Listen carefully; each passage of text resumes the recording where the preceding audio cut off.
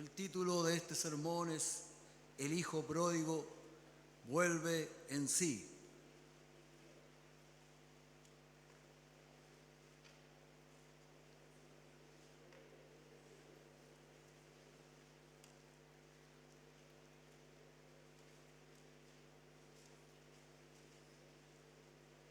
Téngala abierta. El texto dice lo siguiente. Dice también el Señor le refirió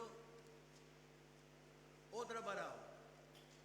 Había un hombre que tenía 2 hijos.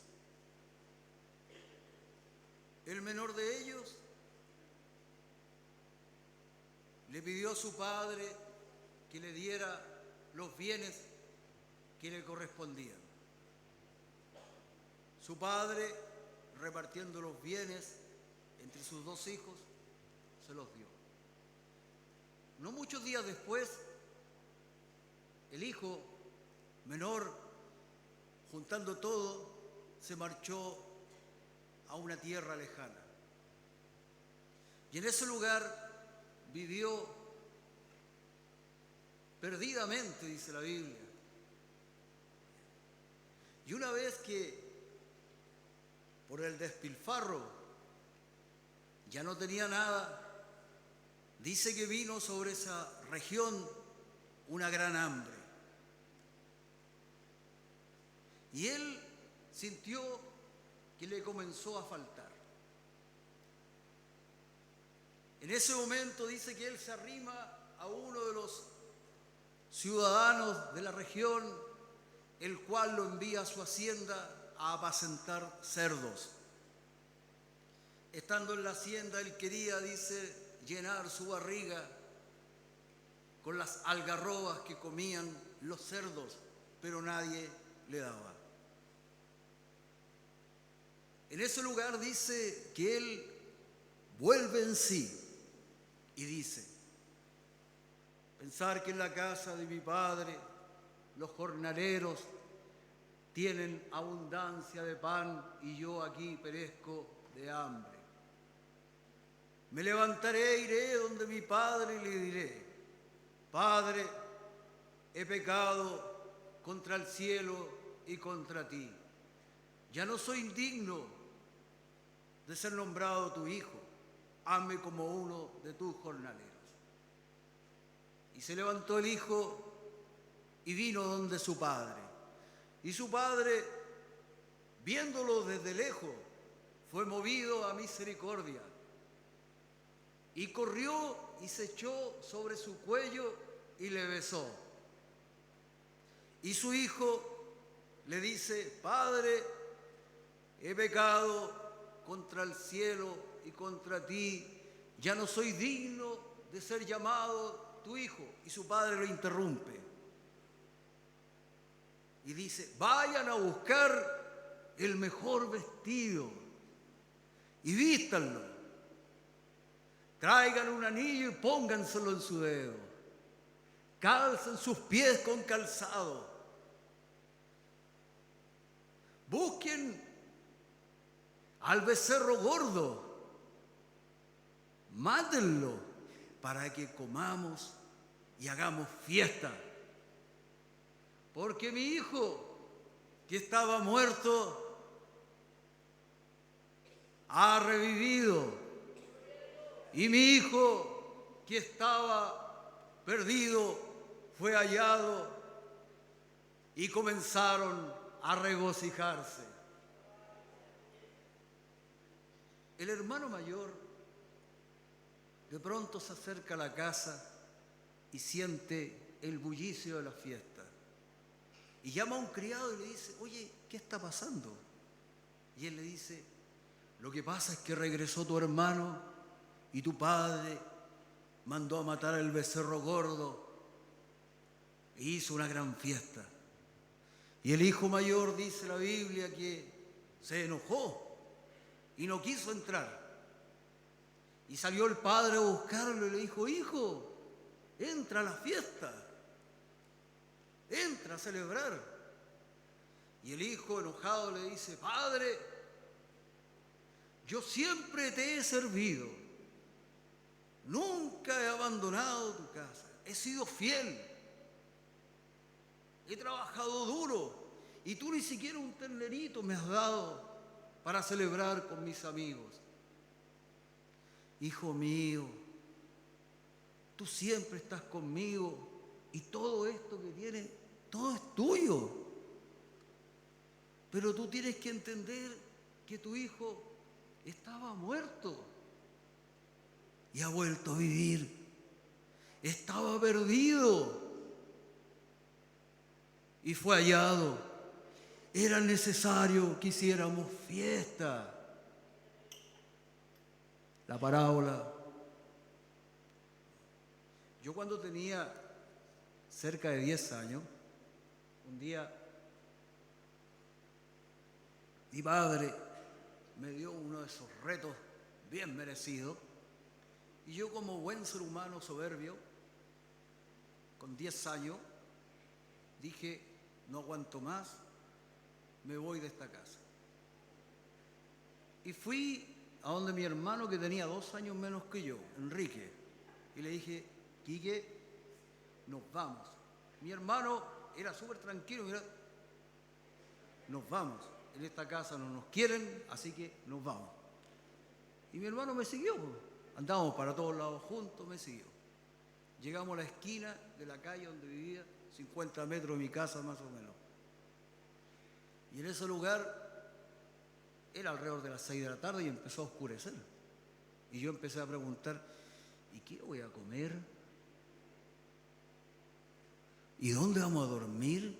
Y mi hermano al lado y mirándome: ¿dónde vamos a dormir? ¿Y quién nos va a cuidar? Le dije: Quique, vamos de vuelta para la casa.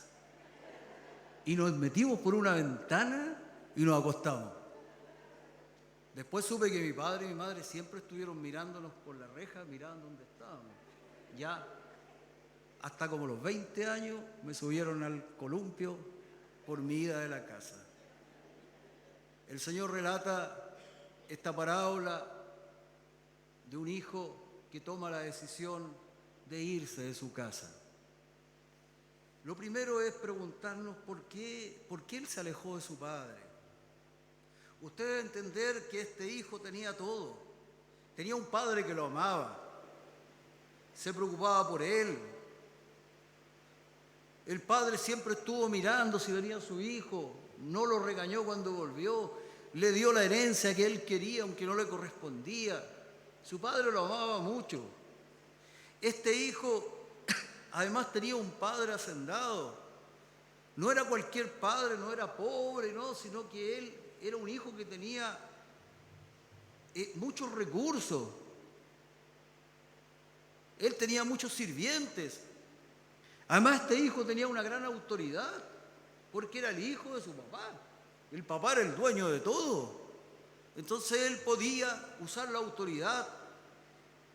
Al igual que el hijo pródigo, cada creyente tiene un padre amoroso. Usted tiene un padre amoroso. Usted tiene un padre que no es cualquier padre, es el dueño del universo. Y usted tiene un padre que le ha dado autoridad de hijo. Y nosotros en el nombre de Jesucristo podemos pedir y ordenar. Y Dios nos ha dado la autoridad como hijos, como este hijo pródigo. Pero ¿por qué él toma la decisión de irse? Tal vez él pensó: son demasiadas las reglas en este lugar. Hay muchas leyes en este lugar. Una vez escuché a un joven conversaba conmigo y me decía: mira, la iglesia es buena, la comunidad es buena, pero hay muchas reglas. Y a mí no me gusta que me coloquen reglas. Las reglas son buenas y son necesarias. Si sacamos todos los semáforos de nuestra ciudad, imagínense, ¿qué nos ocurriría? Las reglas son buenas, son necesarias. Tal vez pensó: hay muchas reglas. O tal vez él pensó: seguramente me va a ir mucho mejor en otro lugar, estoy perdiendo el tiempo acá. Yo debería disfrutar mi vida, soy tan joven. Ese hijo Se cree que no puede haber tenido mucho más allá de 18 años, no estaba casado. Los judíos a los 18 años ya estaban formando familia. Por lo tanto, él era joven. Y él dijo, estoy perdiendo el tiempo en esta casa del Padre. Mejor me voy a pasarla bien, a disfrutar. Y así fue que su hijo, el hijo de su padre, se fue de la casa. En resumen, el hijo se alejó porque creyó una mentira. El hijo fue engañado y creyó la mentira. El enemigo de nuestras almas siempre va a estar buscando que creamos la mentira. El enemigo de nuestras almas nos tienta para que nosotros creamos la mentira y así nuestras vidas y la de nuestros seres queridos sea destruida. ¿Cómo opera la tentación? La palabra del Señor dice en la epístola del apóstol Santiago y nos da el proceso en que opera una tentación. La tentación no opera cuando alguien dice, es que me pilló desprevenido, por eso caí. No, eso no es así. Cuando uno cae es porque ya ha venido un tiempo siendo tentado. La tentación, en primer lugar, siempre opera sobre el deseo. Usted no va a ser tentado nunca en lo que no desea. Yo, por ejemplo, no tengo ningún problema con el alcohol. Ninguno. Si a mí me colocan alcohol delante no tengo problema. No siento el deseo, nunca lo sentí. Ni de cabro, nada. Pero tengo otras cosas que sí me producen deseo. Y ahí viene la tentación. Tal vez usted tiene problemas con el alcohol, otros con otras cosas. Yo tengo otros problemas, pero ese no lo tengo. La tentación siempre va a operar sobre sus deseos. Los deseos naturales son legítimos, los puso el Señor. El deseo de comer, el deseo de poder avanzar y triunfar en la vida, el deseo sexual, son todos deseos legítimos. El problema está cuando el deseo toma dominio de todo mi enfoque, de toda mi mente. La tentación siempre comienza por un pensamiento.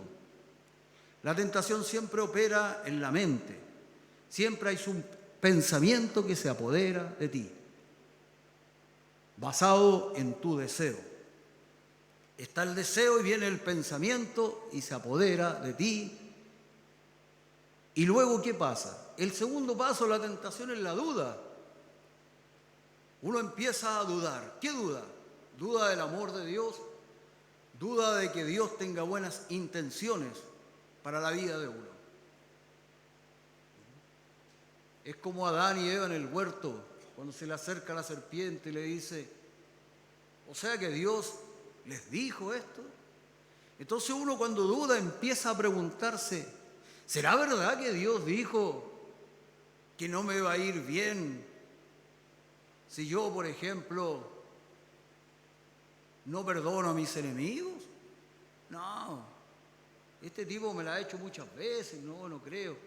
No estaré muy conservador, no seré muy legalista. ¿Será verdad lo que dice Dios, que si yo empiezo a coquetear acá puede destruirse mi familia? No, yo creo que Dios es... Y empiezo a dudar. ¿Será verdad que Dios, si yo me alejo de la comunidad, me voy a enfriar? No, eso lo dicen porque quieren ejercer poder sobre mí. Porque al fondo necesitan que esté la asistencia. No, si Dios está en todas partes, yo me puedo ir tranquilo. La duda. Y tú dudas del amor del Señor y de que lo que Él dice es lo que más te conviene. Así opera la tentación. Pensemos en la tentación que ocurrió al Señor Jesucristo, para que entiendas. ¿Qué piensas tú? ¿Que se apareció Satanás con un tridente? ¿Ya? con cacho y cola. O como unas películas lo muestran, se apareció un señor medio viejito y le empezó a hablar. Yo creo que no. Yo creo que no. Porque el apóstol Santiago no habla de eso. El Señor Jesucristo dice el relato que había estado ayunando durante 40 días. ¿Y qué pasó? Vino el hambre. ¿Y qué surge en él? El deseo. El deseo legítimo de alimentarse. 40 días ayunando. A nosotros nos surge el deseo después de 1 hora y media de culto, ¿entiende? Y caeríamos todos. Entonces el Señor, viene un pensamiento, como cuando uno de pronto dice, mira algo y dice, te mereces estas vacaciones, porque has trabajado duro, te las mereces. Es como que le está hablando a otra persona, pero se está hablando a uno. ¿Cierto? Muchas veces lo decimos. No, en realidad tú no mereces que te traten así. No, no mereces. Se está hablando a uno mismo. Bueno, así. Vino un pensamiento al Señor Jesucristo que le dice, si eres hijo de Dios, di a estas piedras que se conviertan en pan. Piensa tú en el Señor, 40 días ayunando. Mira las piedras. Y viene el pensamiento. Tú eres un hijo de Dios, dile a estas piedras que se conviertan en pan. Hasta ese momento Jesucristo no sabía que el demonio lo estaba tentando.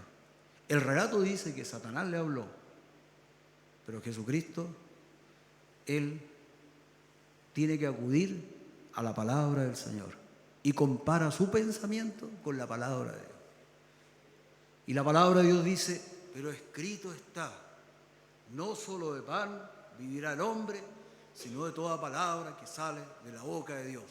Satanás, me estás tentando, fuera. Este pensamiento no es mío. No es mío. Creía que era mío, pero cuando lo comparé con la palabra de Dios me di cuenta que está el tentador cerca. ¿Por qué el hijo pródigo se fue de la casa? Porque creyó una mentira.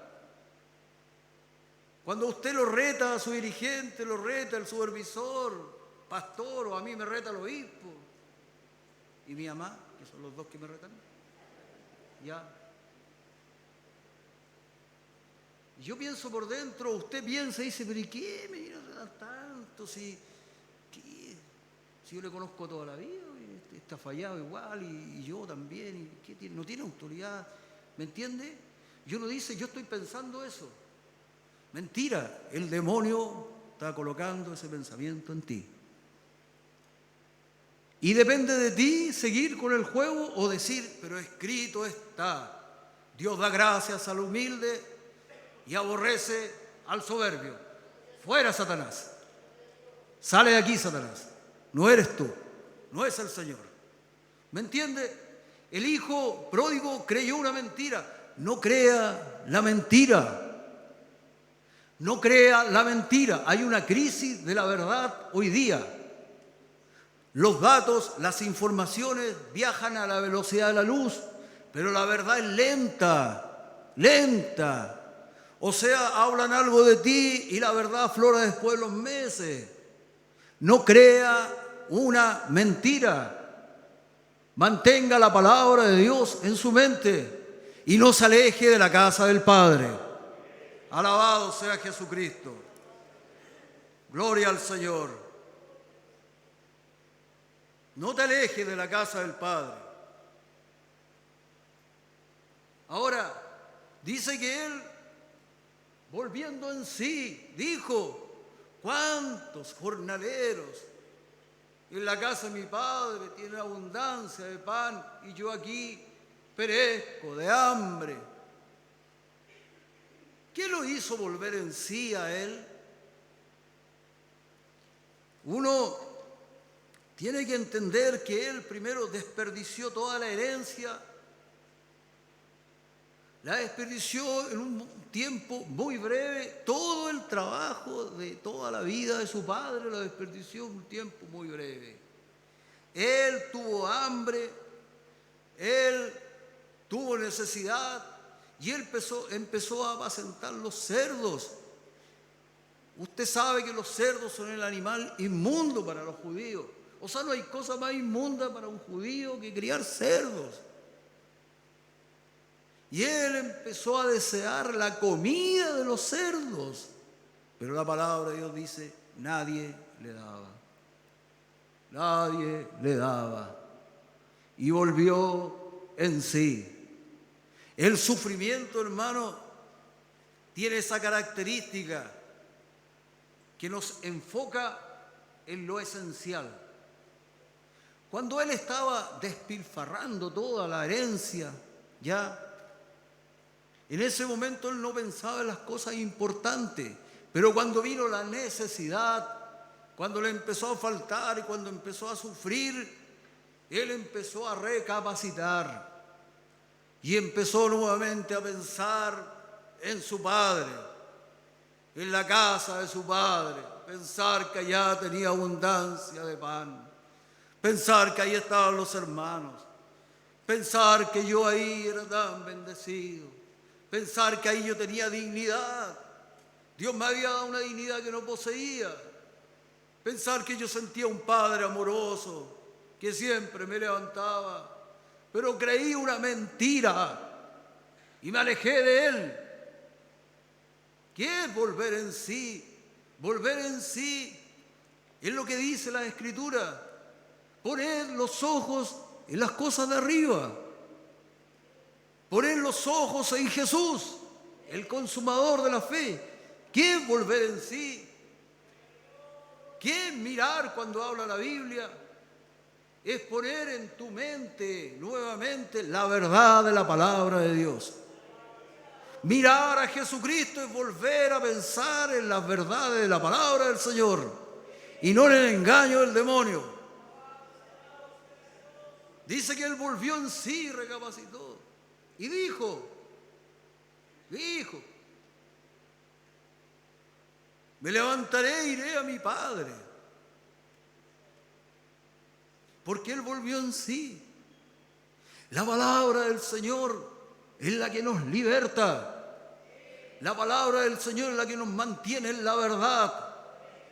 La palabra del Señor es la que puede disipar el engaño del demonio. Satanás quiere a ti destruirte y destruir a todos tus seres queridos. Satanás quiere destruir a tu familia. Satanás quiere destruir tu futuro. No te alejes de la casa del Padre. Y si te has alejado, vuelve a la casa del Padre. No te alejes. Cuando niño rezabas a Dios y le decías, ángel de la guarda, dulce compañía, acompáñame de día y noche y de día. Y nos acostábamos y nos quedábamos dormidos llenos de fe. No conocíamos a Dios, pero confiábamos en Él. Pero después vinieron los tiempos de la adolescencia y nos alejamos de Él. Y nos fuimos lejos. El sufrimiento nos enfoca en lo que es importante. El sufrimiento se lleva a la fiesta y las ilusiones y nos lleva realmente a lo que es importante de la vida. Por eso Dios permite muchas veces que nosotros lleguemos a tocar fondo. Y el hijo pródigo tocó fondo. Y cuando estaba en el fondo pidiendo las algarrobas, no había nadie que le ayudara. Dice, pedía y nadie le daba. Él sabía que en la casa de su padre había pan. Él sabía que en la casa de su padre pedía y le daban. Él sabía que en la casa de su padre él tenía autoridad. Pero ahí era un pordiosero y nadie le daba. El ser humano, lejos de la casa del Padre, se convierte en un pordiosero. Su vida es una vida que va cayendo. ¿Por qué? Porque ha creído la mentira. Ha creído que le va a ir mejor lejos de Dios. Lejos de Dios, amigo, amiga, nadie le puede ir bien. Porque hay un tentador, hay un enemigo en nuestras almas que quiere destruirnos.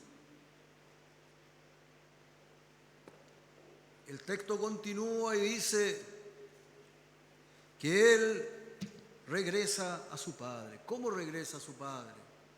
Dice: me levantaré, iré a mi padre y le diré: he pecado contra el cielo y contra ti, ya no soy digno de ser llamado tu hijo, hazme como uno de tus jornaleros. Para ser humilde hay que ser valiente, y él tuvo que ser muy humilde. Él seguramente pensó: cuando regrese mi padre me va a regañar, mi hermano se irá a burlar de mí, me imagino los jornaleros, todos se reirán de mí al verme andrajoso, que yo me creía tanta cosa cuando me fui y ahora mira cómo estoy, qué vergüenza. Pero él dijo: me levantaré, iré a mi padre. Y se levantó y fue a su padre, fue valiente. A lo mejor tú dices: yo me alejé del Señor, dejé la casa del Padre. ¿Qué van a decir los hermanos? ¿Qué va a decir el pastor? ¿Cómo se irán a burlar de mí? Pero él venció todo orgullo y fue humilde, porque él sabía que fuera de la casa de su padre no había nada. Nada, no había otro lugar en el mundo donde él pudiera sentir y vivir lo que vivió en la casa del Padre. No te alejes, no caigas en el engaño del demonio que quiere destruirte. No le creas, valora lo que Dios te ha dado. Dale gracias al Señor por la vida que Él te ha dado.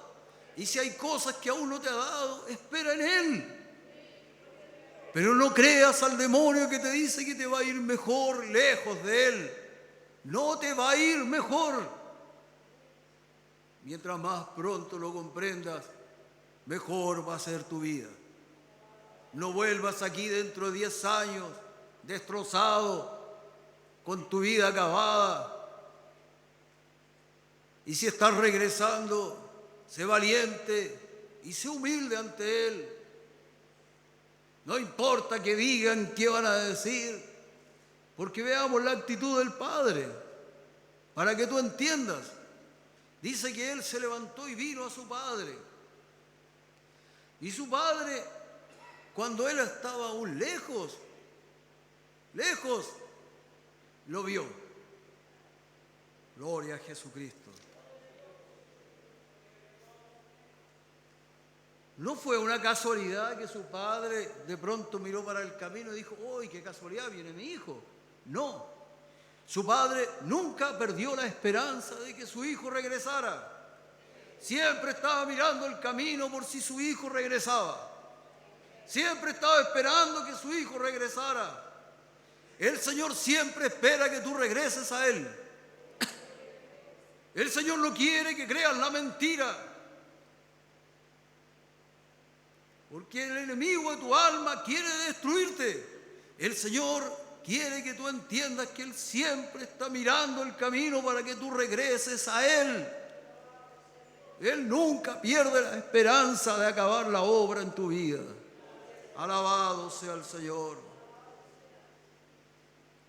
Pero ¿qué más dice? Que Él dice: fue movido a misericordia. Alabado sea Jesucristo. Y dice que Él corrió, se echó sobre su cuello y lo besó. Es muy importante eso. Primero, hermanos, porque en el tiempo de Jesucristo el Padre tenía mucha autoridad. No es como hoy día. ¿Por qué? Porque los padres, las madres, no duraban tantos años como hoy. Los padres eran el Google, era Internet. Eran los únicos que podían contar la historia, las tradiciones. Por lo tanto, si mi padre se me muere, es como que me contaron Internet, no tengo de dónde más averiguar cosas. ¿Me entiende? Hoy día vamos al Google, vamos a Internet, por lo tanto el padre lo sentamos al rincón y no sirve para nada. Así trata la sociedad al viejo. Pero en ese tiempo era muy mal mirado que un padre corriera donde un hijo. Era una humillación correr donde un hijo. Por eso que el Señor Jesucristo dice, y corrió, como para decir, el padre tanto amaba a su hijo que no le importó humillarse, nada, sino que corrió. Jesucristo se humilló. No le importó humillarse y hacerse el porte de un niño en Navidad. ¿Por qué? Porque Él siempre ha estado esperando que regresemos a la casa del Padre. Siempre, siempre. Alabado sea el Señor. Dice que Él se tiró encima y lo abrazó de su cuello y lo besó. ¿Cómo vendría de hediondo este cabro? ¿Ya usted ha abrazado a su hijo después que estuvo toda la tarde corriendo? ¿O cuando llega al jardín o del colegio? Transpirado, ¿ya? ¿Cómo vendría? ¿Ha ido a una reunión de jóvenes en verano? ¿En la sede? Se siente el poder. Se siente. Ya, yo fui joven, pues mi madre se paraba en la puerta de la pieza era grande. Y de ahí lo gritaba adentro. Nosotros jugábamos la pelota y nos acostábamos así. Imagínate. ¿Cómo ha cambiado el Señor? ¿Cómo vendría? Y Él no le importó que fuera un andrajoso, no le importó nada, no le importa al Señor si tú dices yo no valgo, yo no sirvo, todos me han dicho que yo no sirvo para nada, no le interesa. El Señor corre y se extiende sobre ti y te besa, porque Él te ama, siempre ha estado esperándote. Lo otro que vemos es que el Padre no lo regañó, no lo retó. El Hijo tenía un discurso preparado. Padre, he pecado contra el cielo y contra ti. No soy digno de ser llamado tu Hijo. Hazme como uno, tu jornalero. Y llegó, dice que cuando lo abrazó el Hijo empezó a hablar. Y le dijo, Padre, y empezó con su discurso. Si el pastor me pregunta, le voy a decir esto. Si el hermano me pregunta, le voy a decir esto otro. Tenía su discurso. Padre, he pecado contra el cielo y contra ti, y ya no soy digno de ser llamado tu hijo. Y el padre lo detiene. Para. Y dice que llama a un criado y le dice, busca el mejor vestido, porque no quiero que vean a mi hijo así. Jesucristo derramó la sangre del Calvario, en el Calvario, para cubrirnos con su sangre de todos nuestros pecados. Lo primero que hace es que cubre toda su inmundicia. Busca el mejor vestido y vístelo. Coloca un anillo en su dedo, porque a todos los que en Él creen les ha hecho hijos de Dios. Si tú te entregas a Él, el Señor te da la autoridad de un hijo. Y le puso un anillo en su dedo y le dio la autoridad. Él que ni siquiera le obedecían para darle la comida a los cerdos, ahora volvía a tener autoridad. Y pon calzado en sus pies y anda a buscar el becerro gordo y mátalo y comamos y hagamos fiesta, porque mi hijo estaba muerto y ahora vive. Mi hijo se había perdido y fue encontrado. Regocijémonos, decía el Señor. Alabado sea Jesucristo. Gloria al Señor. Así Dios se alegra cuando regresamos a la casa del Padre. El Señor hará fiesta cuando tú decidas entregarte a Jesucristo y seguirlo. Porque más alegría hay en el cielo que por toda una comunidad. Dice, cuando uno se vuelve de sus caminos hacia la casa del Padre y vuelve al Señor. Dios no te va a regañar, Dios te va a cubrir, Él va a cubrir toda tu desnudez, te va a volver a dar la autoridad del Hijo. Por eso no te alejes de la casa del Padre, no creas al engaño del demonio. Entiende, el único propósito es destruir. Y por último, vemos la actitud del hermano. El hermano se enoja, porque el hermano nunca había pecado como su otro hermano. Nunca había cometido los pecados que cometió su hermano menor. El hermano mayor representa a los fariseos. Si usted lee todas las parábolas, el Señor le empieza a dar a los fariseos porque lo estaban regañando que se unía a los pecadores y comía con ellos, los publicanos. Y ahí empieza a dar 3 parábolas: la oveja perdida, la moneda perdida y la del hijo pródigo. Todas apuntan a lo mismo. El hermano mayor representa a los fariseos. ¿Y qué es lo que decía el hermano mayor? Yo siempre te he servido. Yo no soy pecador como este, y este que viene y bota todo dice, y despilfarra todo el dinero y todo, y tú más encima lo honras. Cuando uno comprende que tiene al hijo pródigo en uno mismo, cuando uno comprende que todo es por gracia y que todos podemos caer y fallar, cuando uno comprende que Dios se alegra y que envió a su Hijo Jesucristo no para condenar al mundo, sino que para que el mundo sea salvo por Él. El hijo mayor no pensó en todo lo que había sufrido su hermano. El hijo mayor pensó que su hermano se le había llevado, entre comillas, pelada, que no pasó nada, que no hay justicia, no hay un Dios que haga justicia. No, su hermano había sufrido mucho, mucho, y el sufrimiento lo hizo volver. Lo hizo volver. El hijo mayor lo único que quería era justicia. Justicia. Yo quiero que se haga justicia.